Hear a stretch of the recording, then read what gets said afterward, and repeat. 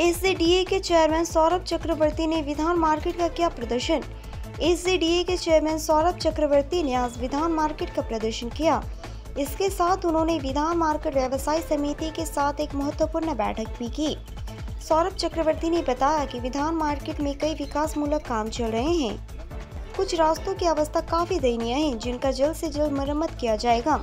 इसके साथ ही 3 कलवर्ट का काम भी शुरू होने वाला है। उन्होंने कहा कि देश में आचार संहिता चल रही है, इसलिए अभी वो ज्यादा विकास कार्यों के लिए जानकारी नहीं दे सकते, लेकिन काफी बड़े स्तर पर काम शुरू किया गया है। साथ ही उन्होंने कहा कि राज्य में साइक्लोन आने वाला है, इसको भी लेकर सभी को सतर्क किया गया है।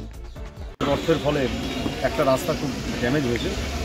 বিধান মার্কেট কমিটির সেক্রেটারি এবং তাদের যারা সভাপতি অন্য সদস্যরা তারা বলেছিলেন এই রাস্তাটা দেখতে। তাছাড়া এখানে 3টে কালভার্ট আছে, কালভার্টগুলোতে জল পাস হচ্ছে না, বর্ষার সময় এখানে জল জমে যায়। এনার সেক্টরটাও একই রকম হয়ে আছে। তো আমরা এখানটায় পার্মানেন্ট কিছু ওয়ার্ক করতে চাই। বিধান মার্কেট নিয়ে আমাদের বড় পরিকল্পনা আছে, কিন্তু সেটা শুরু হওয়ার আগে যে কাজগুলো না করলেই নয়, যেটা ধরুন আজকে প্রবল বর্ষণ যদি হয়, বৃষ্টি হয়, বহু দোকানে জল ঢুকে যাচ্ছে।